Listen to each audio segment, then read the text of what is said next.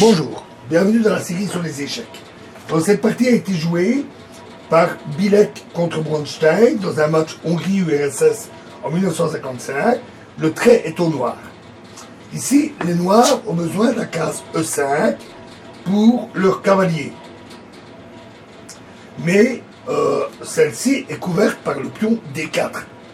C'est pourquoi Bronstein a dévié ce pion à l'aide d'un clouage fort intéressant. Fou C5.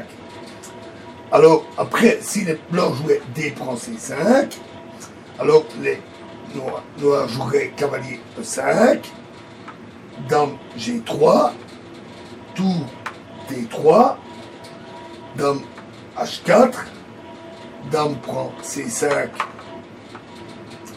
échec, roi E1, tour D1, échec, un très bon coup, roi prend D1, dame C2, échec, protégé pour le fou bien entendu, roi E1 et cavalier D3, échec suivi du mat. Et dans la partie, les noirs ont compris que ce sacrifice de fou était très dangereux. Donc ils ont joué autrement. Ça.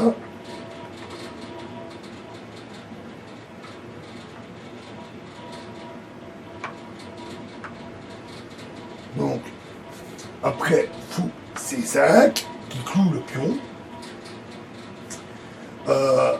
La menace cavalier E5 a aussi été couronnée de succès après un autre coup. Donc ils ont joué fou E3 pour protéger leur pion, mais cavalier E5 quand même.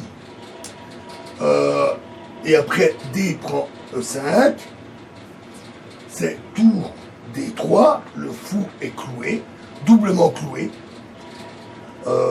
Dame prend F6,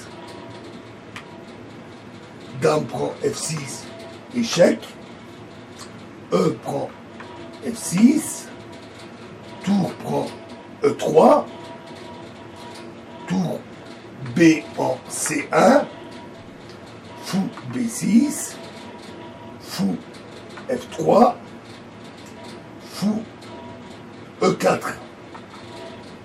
Nouveau un très bon coup, et après fou prend E4, tour prend E4, échec, et les blancs abandonnèrent. Parce que après roi F1, c'est tour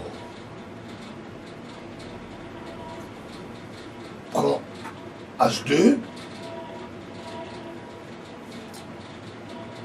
cavalier G3, tour F2, échec, roi G1 et tour prend G4.